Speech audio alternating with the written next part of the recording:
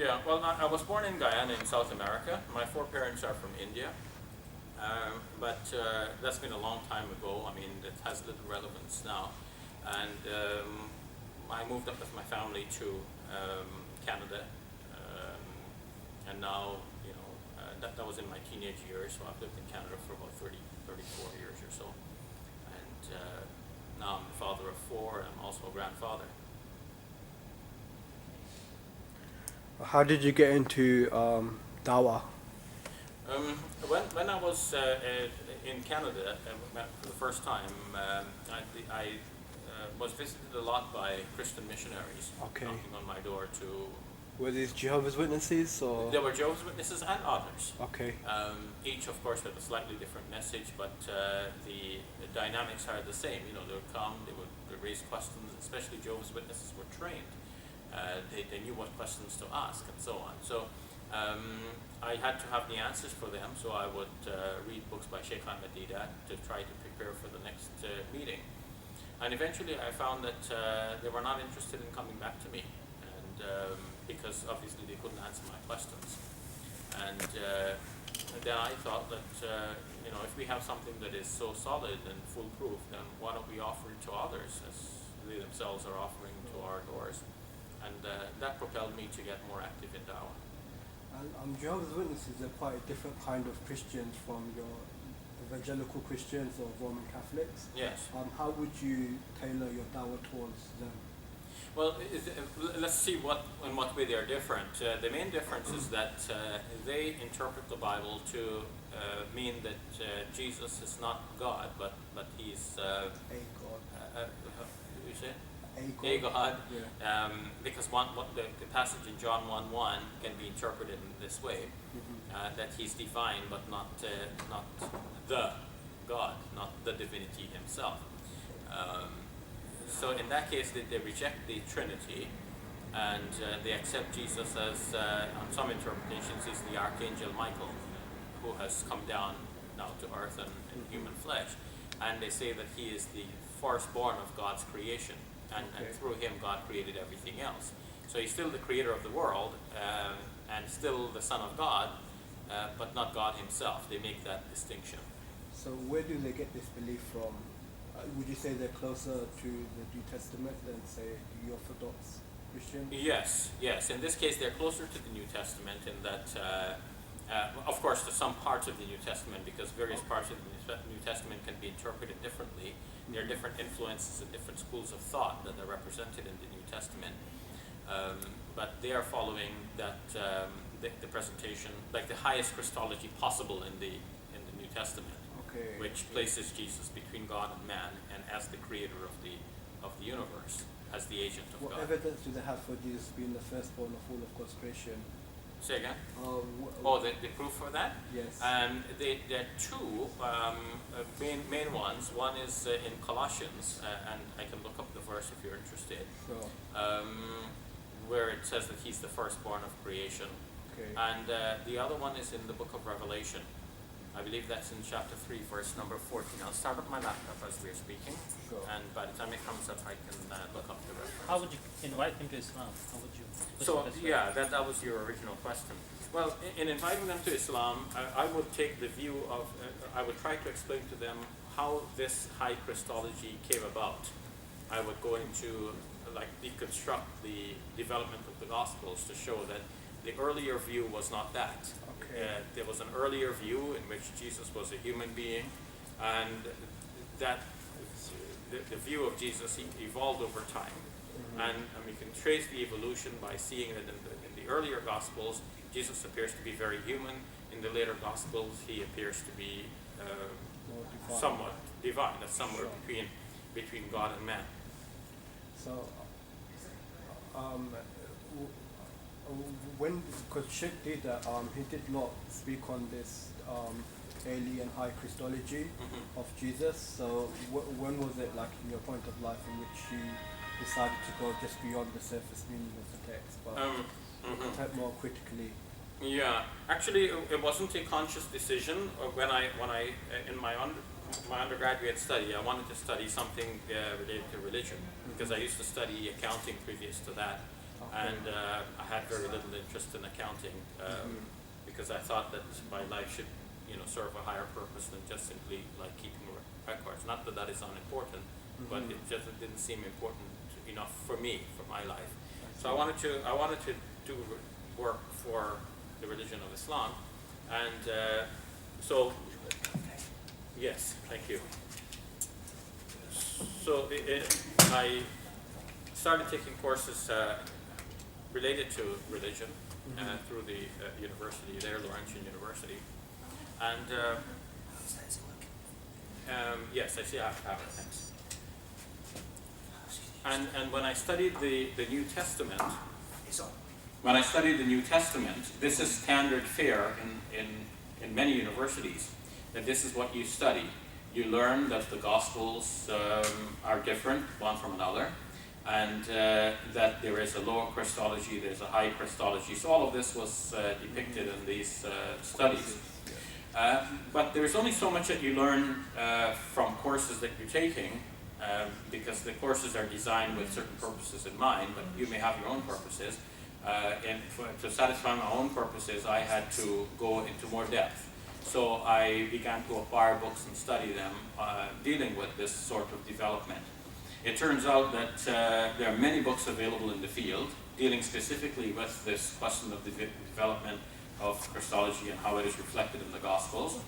But you also find that the standard commentaries out there, commentaries just like you might have a Quran and a commentary on the Quran. You have the Bible and you have commentaries on the Bible. And the commentaries are obviously written by people who are experts in the field, because to write a commentary, you have to know the whole thing, right? If you're going to write a commentary on the Quran, for example, you have to know the whole Quran, because one part will interpret another part. What you say in one part, if you didn't know the rest, it might be contradicted when you come to the rest. So you have to know the whole thing first, and then write a commentary. In a similar way with the Bible, the scholars who will write commentaries have to know the Bible in depth, they have to know it backwards and forwards, they have to know the history behind it, and so on. And then they write. And what these scholars are writing nowadays are along the same lines. They are showing that there is a development. So you have 4 Gospels, and this is very important for Muslims to understand. There are 4 Gospels, and they do not all represent Jesus in the same way. When Christians quote to you verses showing that Jesus called himself Son of God, for example, it is more likely that they will be quoting the Gospel according to John. Now, the Gospel according to John is widely regarded as being the last of the 4 to be written. So the Gospels are written at different times in history, and the Gospel according to John is the last of them to be written. Now, you imagine the situation. Suppose Jesus claimed to be the Son of God. That would be his most important claim, right? As opposed to events in his life that show him to be an ordinary human being, or his own sayings that show him to be an ordinary human being. The saying that he's the Son of God is what would have made him so special and different. And anybody writing about him would want to write that this is what Jesus said. He said he's the Son of God. And you would find that in all of the Gospels. Well, in a way you do, but in a very particular and distinctive way, you find this in the Gospel according to John. Now, you are familiar with the way of dealing with somebody saying that Jesus claimed to be the Son of God. And you can say, well, Son of God can mean many different things, right? It can mean an ordinary human being who is somewhat beloved to God. And just like a man meets an orphan on the street and pats him on the head and says, my son. It doesn't mean literally my son. It means that I have compassion on you, you're beloved to me, and so on. Yeah? So in the earlier Gospels, you can apply this meaning, that Jesus was the Son of God in that sense, in a metaphorical sense. And the Gospel according to John, it's in a literal sense. Jesus is literally the Son of God. This is the only Gospel in which Jesus is called the only begotten Son of God. So now think about that. If Jesus was known all the while to be the only begotten Son of God, why would 3 Gospel writers put out their works without stating this very important fact? See, it wasn't a fact, it wasn't known. That was not how Jesus was perceived at the time when the earlier Gospels were written. Now the 4th Gospel is written, and this is what it says. What else does the 4 Gospels say that's very significant in these discussions? Well, it says that basically that Jesus is the creator of the world. that Jesus is the agent through which God created everything else. So God didn't create the world directly. He first created Jesus, and then Jesus created everything else. So he is the agent of creation. And as far as we are concerned then, like when we look up to see our Creator, who should we see according to this gospel? It is Jesus. So then this becomes a very important fact about him, if it were a fact. And then you would expect that all of the writers would have said this, but they didn't say it. Why? Because it wasn't a fact, it wasn't known. And it is only a later belief that arrives at this and holds this to be a fact. And then it is put back into the record as though Jesus himself was teaching all of this, you see? So when we recognize this now, we know how to deal with this gospel. When somebody quotes us something, we should ask them, which gospel are you quoting from?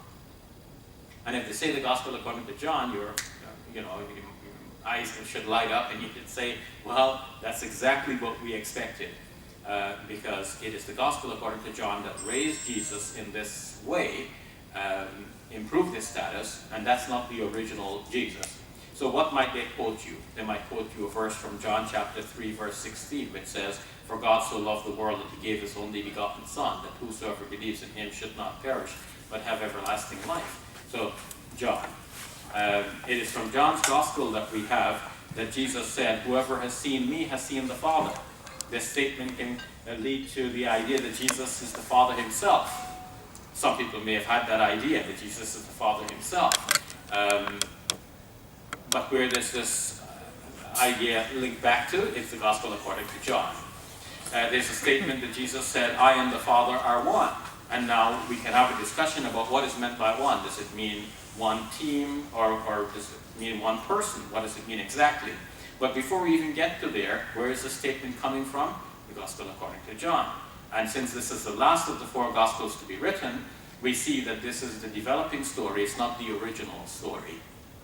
So that's a very important point to know, all right? That there's a development among the gospels. John is the last to be written, and it has what is called the highest Christology. That means the highest view of Jesus. Yes, brother.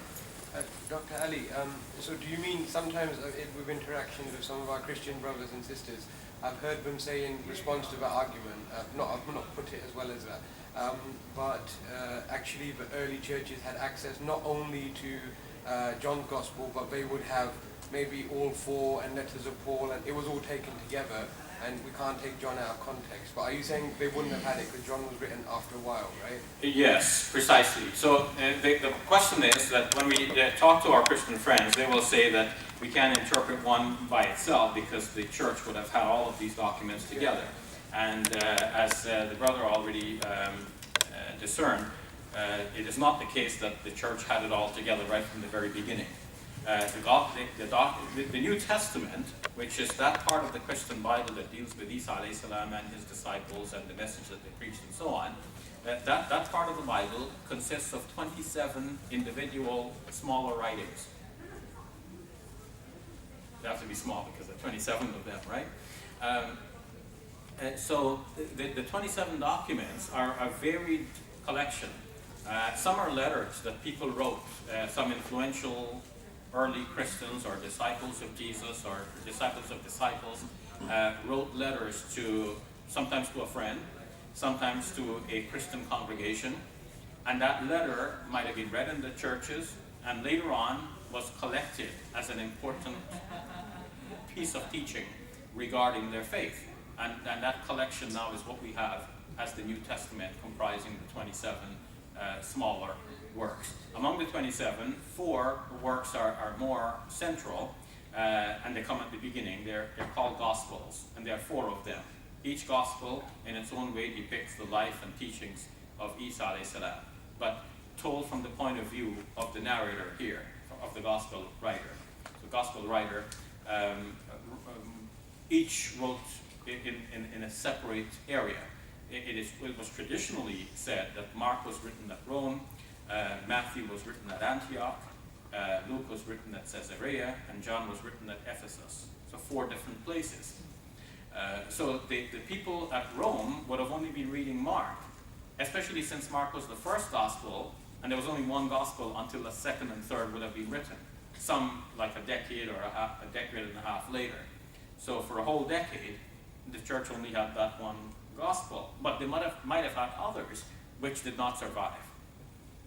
But among the four, there was only that one for a decade and a half, then another two, and then another decade later, the final gospel. So finally now there are four. And even after the last one is written, it doesn't mean that the same church had all four of them. A church may have had only one, or maybe somebody had collected another one, now they have two. But it was only in the 2nd century that the four gospels started to be collected together, and the rest of the work started to be collected together. So, people become interested. Like you're in one mosque, you see some books there, you go to another masjid, you see some other books there, and you think, well, wouldn't it be nice to have a library of all of these books together? So something like this happened. In the case of the Quran, obviously, we have only one Quran which is read throughout. But in their case, they had different gospels, and somebody now had to take the interest in collecting these gospels together into one book. And they did not only that with the gospels, but they did it also with the various letters. So now, I began answering Brother Nadam's question. How did we get from where Sheikh Didat was describing, or the way he was presenting the message and arguing with Christians, debating with them, to the manner in which I present this kind of information? So the key difference, as Nadam pointed out, is that in the way I do it, I deal with the development of the Gospels over time. This is a historical, critical type of study. The way Sheikh Didat did it, he did it the best that could have been done at the time. May Allah subhanahu wa ta'ala reward him for that. What he did was that he would argue on the meanings of these terms. So if Jesus is quoted as saying, I and the Father are one, now we can discuss, what does one mean? Does it mean that he was claiming to be God? Or could it mean that like he's one as a team?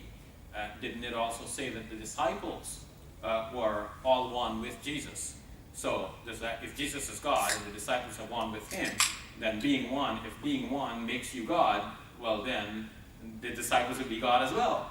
And since that is not so, then you cannot say that by implication Jesus saying I and the Father are one, that makes him God. If it doesn't make the disciples God, why does it make Jesus God? So that is the discussion, and I see you nodding, you see the point.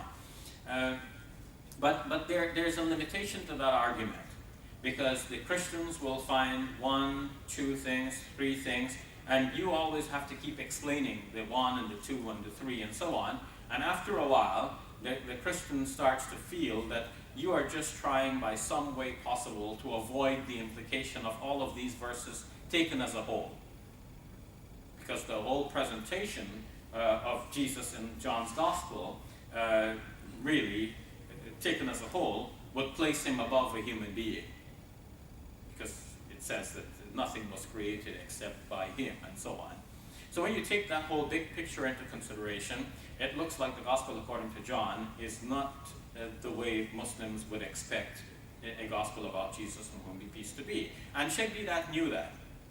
And we all knew this, but we know that the Gospels depict Jesus in a way that is not exactly the Islamic view of Jesus. So we know that from the beginning.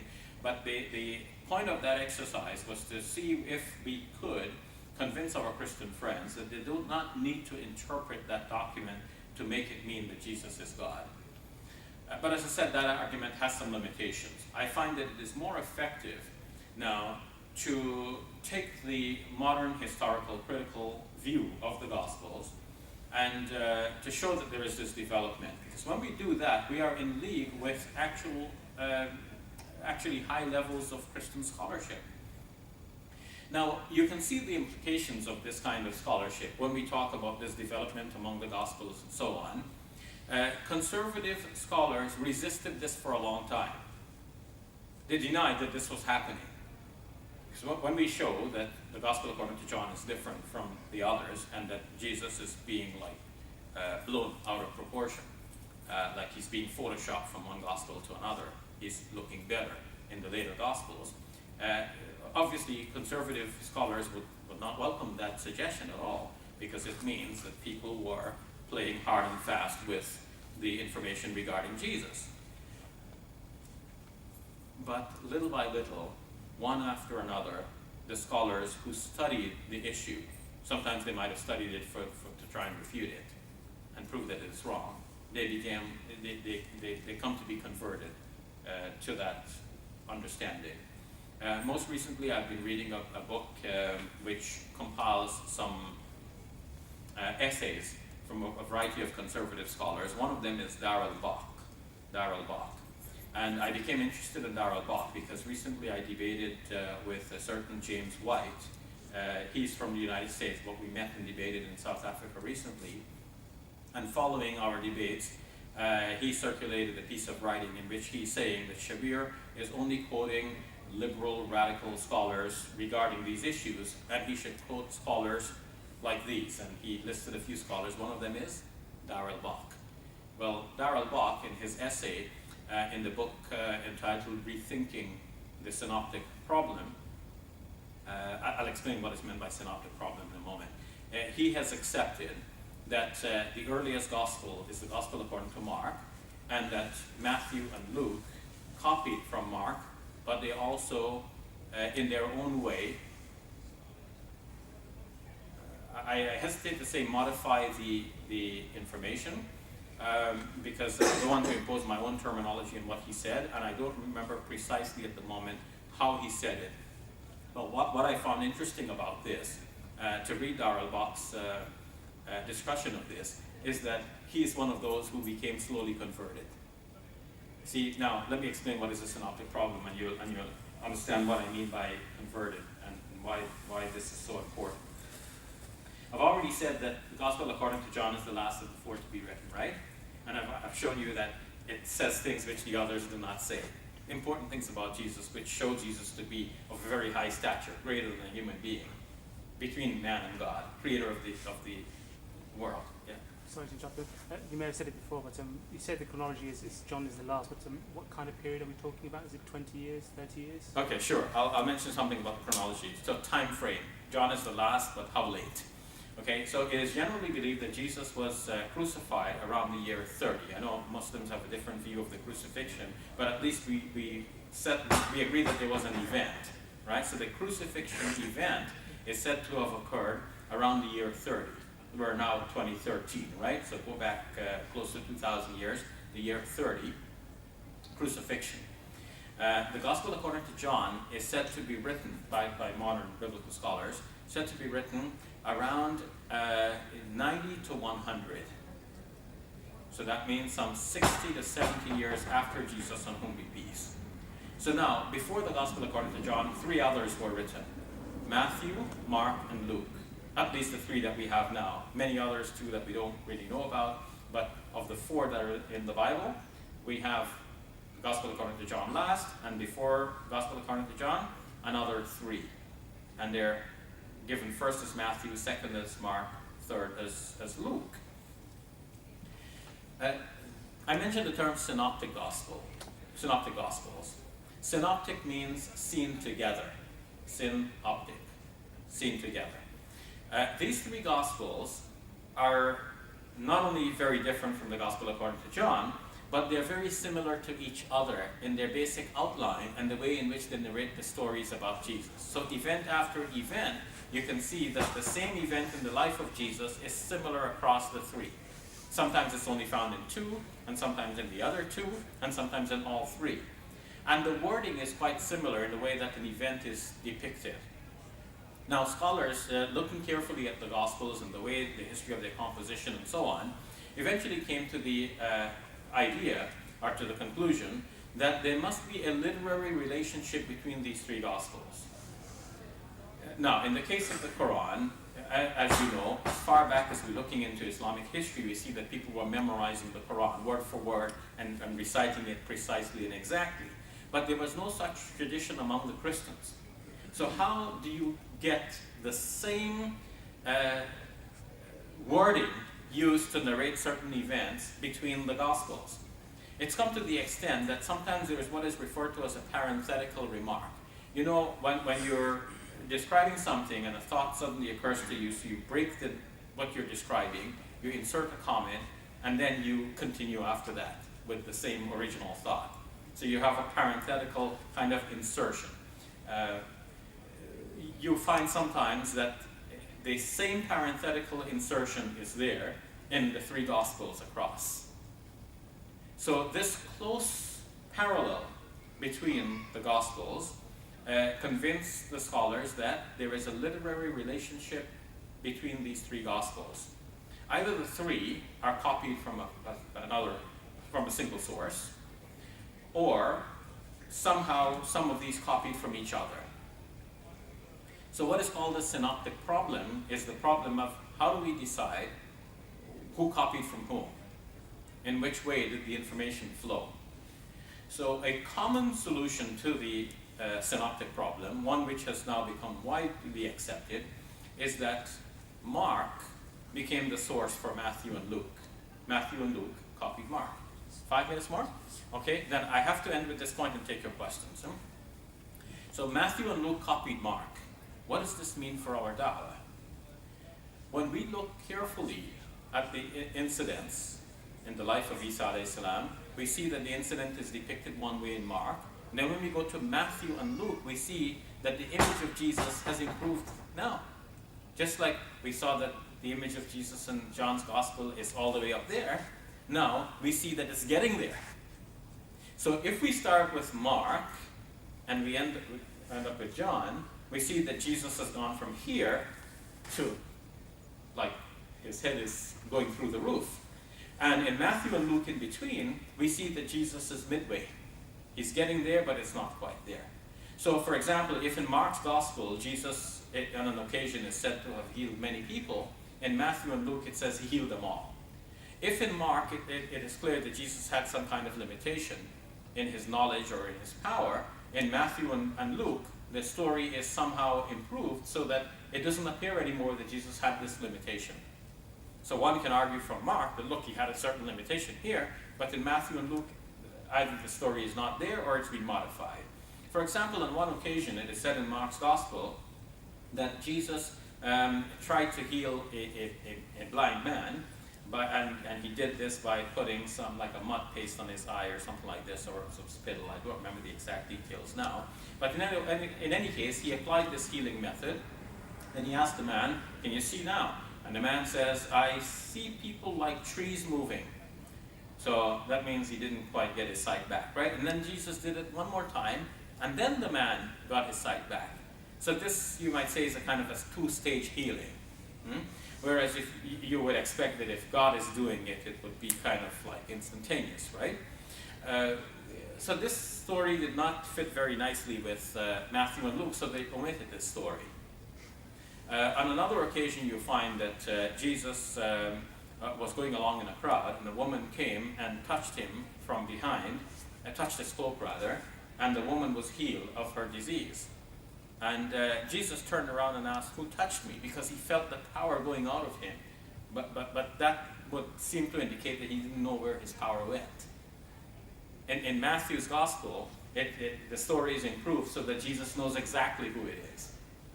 So you see, in these ways, that the story has been improved and Jesus' stature has been raised from one Gospel to another. What this means for our dialogue now is that when we talk to our Christian friends, we should challenge them to find what they're saying in the Gospel according to Mark and ask them, why is it not in the Gospel according to Mark? Why is it only in John? Or why is it in Matthew and Luke? And why does it look differently in the Gospel according to John? Can you not see that these writers have taken a human Jesus, made him larger, and eventually larger still? And then it didn't even end there. It continued so that in the Council of Nicaea in the year 325, they declared that he was very God of very God. There was an evolution in that thinking, and now we're deconstructing that evolution and bringing them back to the original Jesus. And where do we find the original Jesus? In the Quran. Okay. So that's basically what our message is. And you can see that conservative scholars would hesitate to accept this deconstruction, but now this has become standard fare.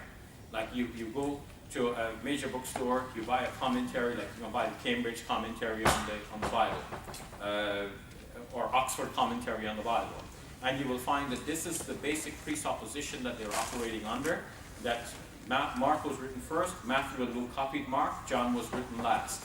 And you can see this development over time. Once you know that, you have deconstructed the Christian presupposition that Jesus was God from the beginning, and that is what he preached about himself. Unfortunately, that's all the time we have. I wanted to get your questions as well, but I see that I'm getting signals from the back. Is the signal meaning that we end the whole session, or we end my talk to take questions?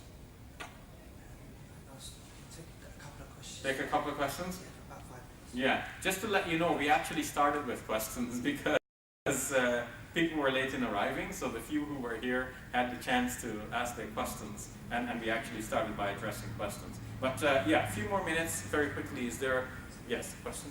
Dr. Ali, you've, it's like in your thing, some of your talks I've seen you've done a lot to take our dialogue with Christian brothers away from a polemic level to a more academic level. But why do you think there's so few Muslims actually? So we have like atheist Bible scholars, agnostic Bible scholars, people who don't believe this stuff, but they're interested enough to study at academic level, get PhDs, whatever. Why do you think even after so many years of Muslim-Christian dialogue, debating, etc., we have so few, if any, Muslims who undertake proper biblical studies, maybe as in a theological college or whatever? Yeah, this is an interesting question. I really don't know the answer for that. The question is, why do we find so few Muslims who are studying the Bible and its history and so on at an academic level? I really don't know what's holding Muslims back from doing this, but it is right that we do this. Others are studying Islam at an academic level, and they're studying Islam by first going to colleges where they learn the Arabic language, and then they study our sources using that language. But we don't do the reverse. There is a kind of a complacency, it seems. We don't feel that we need to engage in this critical manner. I don't know what it is, but it is important that we do that, and I take your question along the same lines, that we should raise the level of discourse to the academic level. It's no longer a polemic, I'm right, you're wrong, and let me prove to you why. But let's discuss and understand these questions at an academic level.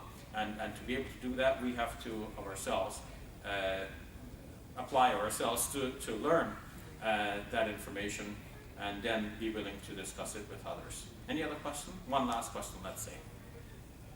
See, they're waiting for me to do some recordings for Islam Channel in another room, and that's why. Otherwise, I'd love to continue with this all night. Okay. Any questions? No? How do you give dawah to Mormons, very quickly? Oh, how do we give dawah to Mormons? Well, first to understand who Mormons are, they follow a man named Joseph Smith, who within the last couple of hundred years arose in America, and he said that God appeared to him and gave him a message on some gold plates. The gold plates were kept from the public view and eventually taken back, he said. But nevertheless, he's claiming that he got a message, and that message is now written in the documents such as the Book of Mormon. And that's why they are called Mormons, okay, from this sort of designation. The message is similar to the message of Christianity, but he's saying that whereas God was sending prophets to the Hebrew people in Israel and its surroundings, now God has sent a prophet to America as well, but a similar message is there. But his message is slightly different. Whereas Christians understand the Trinity in a certain way, Joseph Smith has a slightly different understanding of the Trinity. Christians understand that there is God, Jehovah, who has a son, who is Jesus, but they have the understanding that there's a supreme being who is God, and he has a son, Jehovah, something like this. I'm a little bit fuzzy on my memory regarding this because I studied this many years ago when I was preparing for my dialogue with David Peterson in Salt Lake City or in Utah, one of these places.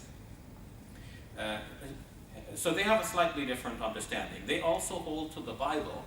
They usually publish the King James Version of the Bible with some corrections which were issued by Joseph Smith, and the corrections are given separately as an appendix to the Bible. So they hold to many of the Christian principles about Jesus dying for our sins and so on. So many of the arguments that we use against this sort of belief with other people holding it would apply to Mormons as well. With all of these things, it is important that we study what we're going to discuss, right? So if we're getting ready to discuss this with a Mormon, we do some background check, we try to understand their history, their theology, and then we are ready to discuss with them. We're getting the final cutoff. Brothers and sisters, I want to thank you for coming to this seminar today. I really enjoyed being here with you at the GPU. It's my last public presentation. I really want to thank Allah subhanahu wa ta'ala for bringing us together in this wonderful company. Sheikh Muhammad al-Sharif is here. It's a blessed gathering with all of these shuyukh. We ask Allah subhanahu wa ta'ala to give us full blessings of these precious moments, and to let this live in our memories for a long time, and let this be a reason for our eventual admission into paradise under the shade of Allah subhanahu wa ta'ala's mercy forever. Jazakumullah khairan. Assalamu alaikum wa rahmatullahi wa barakatuh.